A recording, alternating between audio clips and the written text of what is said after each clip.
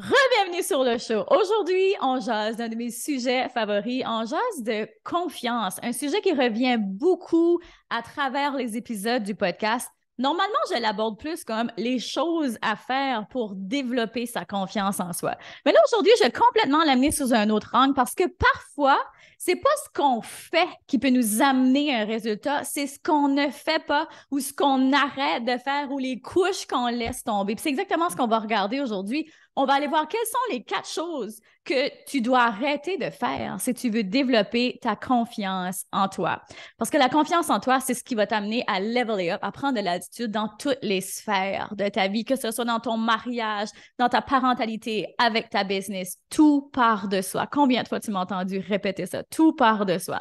Donc, la première chose que les personnes confiantes ne font pas, c'est laisser leurs sentiments dicter leurs actions. Quand on y pense, la confiance, c'est un sentiment. Et quand on pense à la trajectoire qui mène à l'action, eh bien, on a premièrement le sentiment. Donc, on va ressentir quelque chose. Ensuite, ça va s'en aller au cerveau, ça va devenir une pensée. Même pas au cerveau, mais à l'esprit. Donc, ça devient une pensée qui, là, devient une action et qui, là, mène à un résultat. Donc, parfois, on pense que c'est juste des petites choses puis que c'est pas trop grave, mais il y a toujours un effet cumulé, il y a toujours une relation.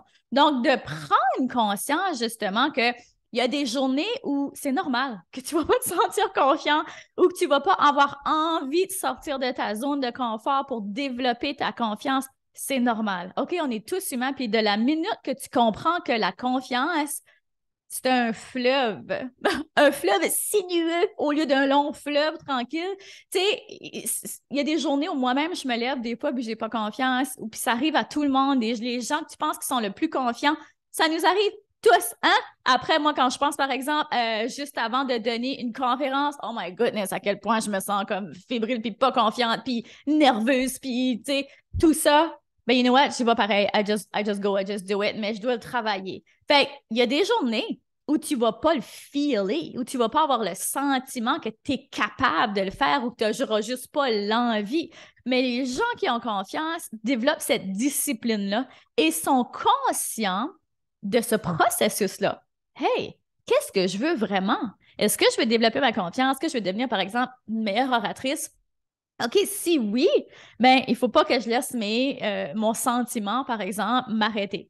Ça ne veut pas dire de le pousser sous le tapis, le sentiment. S'il y a des choses qui remontent, moi, je te le dis toujours, il faut vraiment prendre le temps de le regarder. Mais il y a une différence entre prendre le temps de le regarder et t'asseoir, puis te croiser les deux bras dedans, puis juste rester là en mode victime. Ça, c'est deux choses qui sont complètement différentes. Donc, les gens qui ont confiance en eux, ils savent que, OK, aujourd'hui, peut-être que je ne le feel pas. J'ai peut-être plus ou moins l'énergie pour le faire. Je feel peut-être pas au top, whatever, de ma féminité, de mon flow. On dirait qu'aujourd'hui, ça ne coule pas de source. Peu importe. Aujourd'hui, on dirait que je le feel moins. Yeah, OK, ben t'as dit que tu allais le faire, so just do it. Ça vient pareil avec les prochains points dont je viens de parler. Le deuxième des personnes les choses qui ne font pas, les personnes confiantes, les choses qui ne font pas, c'est rester justement dans leur zone de confort. Donc, les gens qui ont confiance en eux ne restent pas dans la médiocrité. Et là, je dois amener ça ici avec beaucoup de tact parce que je sais que le sujet de la médiocrité, c'est un sujet qui est piquant. Mais quand on regarde la médiocrité, la définition de la médiocrité, tout ce que c'est, les gens qui se complaisent dans la médiocrité, c'est juste des gens qui pensent que pour eux, ils ont des limites. Donc, ils n'ont pas le choix de rester là. Donc, des fois, on pense qu'on n'a pas le choix, que c'est impossible pour nous, que c'est tout ce qu'on peut avoir, qu'on ne mérite pas mieux. Fait qu'on reste dans cette médiocrité-là. Donc, on n'ose pas sortir dans notre zone de confort. On fait un choix, même si des fois, on pense que c'est pas un choix. On fait un choix de rester là. Mais les personnes qui ont confiance en eux, eux autres, ils vont être comme, you know what? Non, moi, je vais sortir de ma zone de confiance. Je vais pas, encore une fois, avec le numéro 1, je vais pas laisser mes sentiments dicter comment est-ce que je veux y aller. Je sais que la confiance, ça se bâtit en sortant de notre zone de confort. Combien de fois tu as entendu la chère citation, tu l'as entendu à toutes les couleurs, à toutes les sauces, c'est comme la confiance, c'est en dehors de ta zone de confort qu'elle arrive. La magie est en hors de la zone de confort. But it's true. Construire de la confiance, c'est difficile. Comme c'est pas juste une belle balade en forêt, là. C'est vraiment difficile de bâtir sa confiance en soi. Pourtant, quand on regarde, puis moi, quand je pense à mes enfants, puis à tous les petits-enfants que je vois, ils ont confiance en eux from the get-go. Mais après, c'est comme les messages, puis la société, puis les perceptions, parce qu'encore une fois, tu peux avoir deux personnes, deux enfants élevés pareil, dans les mêmes familles, dans les mêmes conditions, mais il y en a un qui va développer plus confiance en lui, l'autre va développer moins confiance. C'est souvent une question de perception. Même chose avec des adultes, là. Des fois, tu vas en voir qui ont traversé des défis incroyables. Tu te dis, mon Dieu, comment cette personne-là peut être aussi positive, être aussi confiante aujourd'hui. Puis l'autre personne n'a pas traversé la moitié des défis, puis sa confiance en elle est vraiment très basse, puis très pessimiste. Fait que tout ça, c'est une question de perception aussi, des lunettes qu'on porte, qui parfois, on pense qu'on n'a pas le choix. Mais bon, ça, c'est un sujet beaucoup plus creux. Mais si on revient à la confiance en soi, les gens qui ont confiance en eux, c'est pas un coup de chance, là. Tu sais, souvent, j'entends ça. Ah, elle est chanceuse, elle a confiance en elle. Wow. Non, elle l'a bâti. Tu sais, elle a décidé de pousser par-dessus l'inconfort, d'être comme, you know what? J'ai le syndrome de la poisson dans le tapis. Ben, c'est quoi? Je vais le faire quand même. Puis, ça en demande du courage. Ça en demande du courage. Donc, ça, c'est vraiment un point. Puis c'est un gauge, c'est vraiment une façon pour toi peut-être de voir si surtout là, tu cherches à développer ta confiance en toi. Quand tu sens que c'est inconfortable, c'est peut-être là que tu dois aller maintenant pour construire ta confiance en toi. Donc, troisième point, troisième chose que les gens qui ont confiance en eux ne font pas, ils ne brisent pas les promesses qu'ils se font à soi-même. Et ça, c'est peut-être une des plus importantes. Oh, ils sont toutes importants. Les quatre que j'ai sortis sont tellement importants, mais celle-là, c'est comme ça, directement. Tu sais, si tu cherches, tu me dis la première façon de bâtir ta confiance en toi, je dirais que les deux que j'ai nommés, c'est absolument important. Mais celle-là, là, de ne pas briser tes promesses, oui. Puis c'est drôle, hein, cette année, puis c'est pas la première fois que j'en parle dans le podcast, elle revient beaucoup. Elle revient beaucoup. Fait que je pense que c'est une thématique qui est présente pour beaucoup de gens. Les petites choses que tu dis que tu vas faire, puis que tu fais pas, quand tu fais ça, tu brimes un peu ta confiance en toi. Puis des fois, on se dit, bah là, il n'y a rien là. Mais si, admettons, tu te donnes pour défi que, bon, là, lundi, je recommence à m'entraîner, je me remets en forme. Puis là, lundi arrive, wouhou, let's go, tu y vas. Mardi arrive, let's go. Mercredi, j'ai pas vraiment envie. J'ai le sentiment que je n'ai pas vraiment envie. J'ai la pensée que je suis donc bien dans mon lit. Pourquoi je ferais ça? Après, il y a plein de pensées qui remontent. Ben voyons donc, t'es pas si tant en mauvaise forme que ça, t'es pas obligé de le faire. C'est souvent les pensées remontent qui là vont mener une action, qui là vont mener un résultat. Mais les personnes qui ont une confiance vraiment solide, ils le savent, ça. Puis, ils l'ont attaché à une grande vision. Je dis pas ici que tu n'as jamais le droit de changer d'avis. Si tu t'es fixé un but, il faut absolument que tu le fasses jusqu'au bout. Non, il y a des fois où est-ce que peut-être qu'à mesure que tu vas avancer, par exemple, dans un processus ou dans un défi que tu t'es donné, tu vas réaliser que OK, ben peut-être que les raisons pourquoi je le fais étaient peut-être pas si fondamentales ou étaient peut-être pas aussi importantes ou rattachées à ton pourquoi que ça. Puis là, finalement, ben, tu réévalues puis tu vois que c'est plus ou moins la bonne chose à faire pour toi dans cette situation ici. OK, oui, ça existe, absolument. Mais dans la majorité du temps, si tu te dis que tu vas faire, puis là, je te parle à toi-même, là, bien avant de le dire aux autres, là, les promesses que tu te fais à toi-même, et c'est la définition même de la confiance. La confiance, la définition, si tu regardes dans le dictionnaire, c'est le sentiment de sécurité d'une personne qui se fie à elle-même.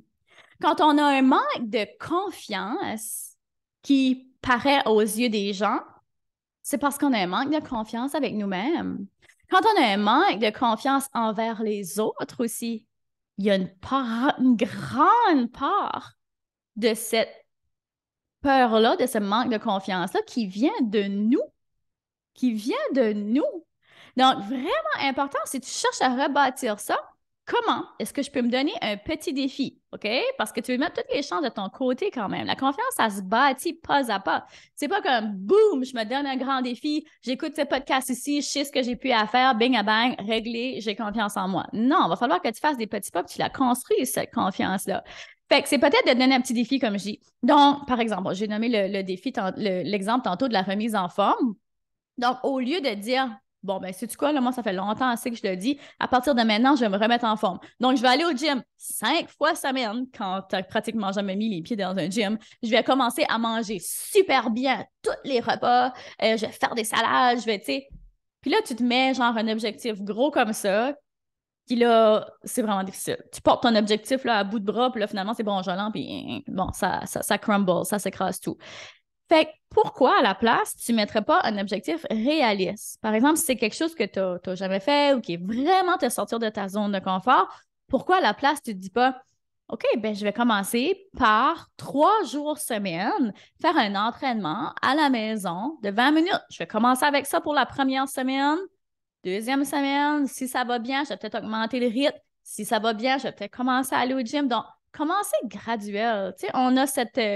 Puis je sais, c'est une femme de performance, là, tu très probablement, c'est tout ou rien. Et je comprends totalement. Je comprends totalement, mais reste que il y a quelque chose de vraiment puissant dans les petits pas, puis d'en bâtir des habitudes et des fondations solides. C'est exactement ce qu'on enseigne dans l'académie. C'est comme, OK, des fois, les femmes, elles vont à fond, elles sont rendues à 500 000 par année, puis là, tout en train de casser, puis là, elles arrivent, elles pleurent, elles sont burn-out parce que toute la machine est en train de péter. T'es pas d'avance. T'es pas d'avance, pas en tout, que de voir comme bâtir ta business doucement avec des structures qui te supportent, un système qui te supporte, puis que là, tu arrives à ton 500 000 avec harmonie travail-famille, en aimant ce que tu fais, en n'étant pas brûlé, en étant pleine d'énergie. Hey, t'arrives à ton but totalement dans une autre énergie, là. Fait que voilà, je continue. Alors, numéro 4, des choses que les personnes qui ont confiance ne font pas. Et ça, c'en est une qui est très, très chère à mon cœur parce que, ben, je te le dis, là, la personne, les gens qui ont confiance, une chose qu'ils ne font pas, c'est rabaisser les autres. Et ça en dit long sur quelqu'un. Et ça vient beaucoup me chercher parce que dans ma jeunesse, à l'école, puis encore aujourd'hui, combien de fois les gens vont passer des petits commentaires désagréables pour me rabaisser devant le monde. Puis me rabaisser, c'est souvent par rapport à mon apparence. Je mesure 4 et 11, je suis petite, donc je peux même pas dire le nombre de fois où j'ai entendu « Ah, t'es donc bien petite! Ah, t'es-tu sûre que tu touches les pédales des bicycles? Tu sais, toujours des petits commentaires désagréables comme ça. Et c'est toujours en public quand il y a beaucoup de gens. On dirait que ces gens-là, ils se donnent un plaisir de faire ça. Mais si ça t'arrive, OK, si tu es dans la position de la personne qui reçoit toujours les critiques des autres, je t'invite à envoyer beaucoup d'amour à ces personnes-là parce que au début, moi, ça me provoquait beaucoup de rage. Puis j'avais tellement envie de répondre avec, de la rage, mais j'étais tellement gênée que je faisais ha ha ha, ouais, tu sais, puis je riais, mais au fond de moi, tu sais, ça me blessait. Puis aujourd'hui que j'ai un enfant, mes filles sont petites aussi, puis elles font face au même genre de commentaires tous les jours, mais aujourd'hui, je les accompagne là-dedans, puis j'ai envie de t'accompagner là-dedans si toi, t'as. Puis tu sais, c'est tellement pas la fin du monde, ce commentaire-là. Il y a des commentaires qui sont bien plus agressants que ça, mais quand tu l'entends, la journée longue, ça finit, la semaine longue, ça finit par venir vraiment tannant. Mais écoute, peut-être que pour toi, c'est autre chose. Fait que si tu es là-dedans, OK, déjà, on va faire la version des deux côtés. Donc, si toi, tu es là, puis tu reçois beaucoup de gens qui te rabaissent comme ça, puis si tu es en ligne, puis tu as une coach, très probablement que tu as des commentaires de haters. Et le plus que tu as, de notoriété, le plus que tu as de visibilité, le plus tu vas recevoir des commentaires banals. Puis, you know what? Ça fait partie, ça. C'est juste comme de quoi pour t'aider à bâtir ta confiance encore plus. Je pense à il y a une émission sur Netflix de Brené Brown qui s'appelle, c'est quelque chose comme Get in the Arena ou quelque chose comme ça, embarque dans l'aréna, je ne sais pas si c'est la bonne traduction, mais où elle parle à quel point que justement pour développer sa confiance en soi, il ne faut pas avoir peur de manger des coups, comme dans un match de boxe, il ne faut pas avoir peur de manger des coups puis de se relever, puis c'est comme ça qu'on bâtit sa confiance en soi, et c'est vrai. Puis à chaque fois justement que tu manges un coup, par exemple, bon, tu reçois quelqu'un qui te rabaisse ou des petits commentaires déplaisants, envoie toujours de l'amour à ces gens-là. Moi, il y a zéro place dans mon cœur pour la haine. Il n'y a que de l'amour. Puis ça en dit tellement long. Tu sais, les personnes qui font ça, c'est clairement 110% des gens qui n'ont pas confiance en eux. Puis souvent, ils font ça, puis ils se rendent même pas compte que c'est blessant. Souvent, c'est comme, oh, ben, je vais juste faire une petite blague, t'es cute. Tu sais, comme, tu sais, ça va être le genre de commentaire. Puis des fois, c'est pas méchant.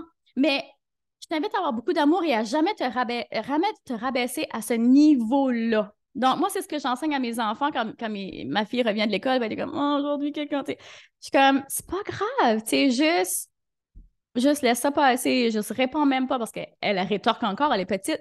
Tu sais, c'est comme, non, rabaissez-vous jamais à ce niveau-là, juste répandez l'amour, that's it. Fait que d'un côté ou de l'autre. Et si là, tu écoutes ça, puis là, tu réalises que, moi, je suis du genre à passer des petits commentaires comme ça, passifs-agressifs, ou des petits commentaires qui sont piquants comme ça, de te demander justement d'avoir l'introspection, puis de se dire, ben déjà, la réflexion, est-ce que c'est vraiment gentil? Est-ce que c'est vraiment nécessaire? Puis je veux faire le rappel à tout le monde que la vie est déjà assez difficile. Puis que peu importe, que peut-être que tu regardes une autre personne puis tu dis, ah, elle a tellement facile, ou elle est tellement chanceuse. Non. Tout le monde a ses défis, tout le monde vit des choses derrière les portes fermées, comme on dit, qui sont difficiles. Tout le monde a ses défis.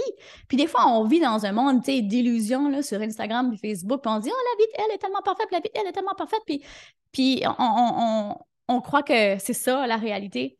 Mais ramenons l'amour et la compassion dans nos relations. Puis quand on va commencer à agir comme ça avec les autres, avoir plus de compassion, le plus on développe sa confiance en soi aussi. C'est un va avec l'autre. Tu ne peux pas vouloir développer ta confiance en toi et avoir des comportements négatifs comme ceux-là. Parce que négatif, positif. Si tu veux t'élever, la meilleure façon de t'élever, une des meilleures façons, parce que mon Dieu, les 4 façons que je t'ai nommées là, quelle belle façon de s'élever dans la vie, quelle belle façon d'élever les autres. Puis c'est comme ça. C'est en aidant les autres, c'est en étant positif, c'est en ayant des bons mots, puis de ne pas rentrer dans ces gossips-là. Tu sais, même, souvent, je vais le dire, juste de rentrer dans l'énergie de, par exemple, tu sais, sur TikTok ou Instagram, tu sais, de gossip, là, comme même les émissions. Là, je pense aux Kardashian, malgré que je trouve qu'il y a beaucoup de choses très positives, mais tu sais, c'est une émission qui est beaucoup basée sur le drama, of course. Ça fait, tu sais, ça attire l'attention, puis la rétention des gens, mais quand tu embarques dans ce genre d'énergie-là, tu descends ton niveau d'énergie. Fait que je veux juste que tu sois conscient de ça. Si tu cherches à développer ta confiance en toi, entoure-toi de gens positifs. Entoure-toi de gens qui ont de l'empathie. Toi, aie de l'empathie envers toi-même. Toi, fais attention aux pensées qui remontent, aux sentiments, à ce que tu décides de croire, à ce que tu décides de te laisser bloquer des actions ou de prendre des actions qui sont complètement différentes et qui ne sont pas alignées avec ce que tu veux. Donc, tu sais que si tu veux développer de la confiance en soi, ça passe par toi. Tout part de soi. Dans un, il va falloir que tu commences à tenir tes engagements aussi petits soient-ils, aussi difficiles à faire soient-ils. Il y a des journées, là, par exemple, là, dans l'enregistrement de podcast et tout ça, ou bon, c'est aujourd'hui qui était dans mon planning que je devais le faire. Ben là, par exemple, soit j'ai mal dormi la nuit passée, ou là, tout de suite, j'ai mal de gorge, puis je suis comme, oh, j'ai moins d'énergie. Mais je suis comme, non, j'ai dit que j'allais le faire. J'ai dit que j'allais le faire, puis ça va être aujourd'hui, puis that's it, that's all. Comme, je peux pas, oui, on peut pousser, puis, faut être encore une fois, compatissant dans soi-même, certain que si je ferais de la fièvre, je serais couchée dans mon lit, c'est bon, là, je l'annulerais, là. Mais là, après, à un moment donné, c'est comme, non, t'as dit que tu le ferais, vas-y. Pourtant, ça serait facile. J'ai de l'espace, moi, dans mon horaire, là. Mon horaire, elle est jamais très cramp. Fait que je pourrais le pousser, pas de problème. Mais si je pousse ça, je vais pousser d'autres choses. Puis moi, je vois toujours ça comme un effet cumulé. Fait que j'espère que ça t'a amené des belles réflexions. J'espère que ça t'a amené des belles pièces. J'espère que ça t'a amené beaucoup d'amour dans ton cœur. Surtout, j'espère, parce que bâtir sa confiance, c'est pas facile. C'est pas quelque chose non plus qu'une fois que tu as atteint la confiance, c'est fini. Voilà, on se lave les mains, puis c'est terminé. On a bâti sa confiance pour toute la vie. Non, il y a des défis qui vont peut-être arriver, qui vont peut-être te faire sortir de ta zone de confort, qui vont peut-être te faire prendre une débarque aussi au niveau de ta confiance. Il y a peut-être des journées où l'énergie va être très basse. Il y a peut-être des situations. Écoute, il y a tellement de choses qui peuvent arriver. Mais si tu décides et tu es conscient de vouloir faire ces petits pas-là, puis tu sais que si tu tombes, c'est pas grave, justement, comme Brené Brown. Je vais le mettre dans les show notes, le nom. De cette série. C'est pas une série, c'est juste une conférence qu'elle a donnée qui se retrouve sur Netflix. En tout cas, j'espère qu'au moment où tu vas l'écouter, cet épisode-là, que tu seras capable de retrouver cette conférence-là de Brené Brown sur Netflix. Mais que c'était donc puissant, que ça m'a tellement inspiré. Quelle femme magnifique. Et voilà. Fait que j'espère que ça va t'inspirer justement à toi, à avoir plus de confiance en toi, puis à aider les gens autour de toi à avoir confiance en eux parce que c'est gagnant pour tout le monde. Donc, merci beaucoup d'avoir été là. J'espère que tu sais, même si je ne te le répète pas à chaque épisode, à quel point j'apprécie que tu choisis mon podcast dans toute cette marée de podcasts qui existent et que tu décides de passer ton temps précieux avec moi. Ça, sache que je l'apprécie beaucoup. Donc, merci. Et je te dis, avant de partir, continue de briller et de prendre de l'attitude, car le monde a besoin de ce don spécial que seulement toi détiens. Gros bisous, à la semaine prochaine. Vous venez d'écouter le podcast Altitude. Pour ne rien manquer des prochains épisodes, abonnez-vous au podcast et cliquez sur le 5 étoiles. Vous pouvez aussi consulter nos outils gratuits créés pour vous au www.podcastaltitude.com. Merci d'avoir été là et à très bientôt dans le prochain épisode Femmes d'Altitude.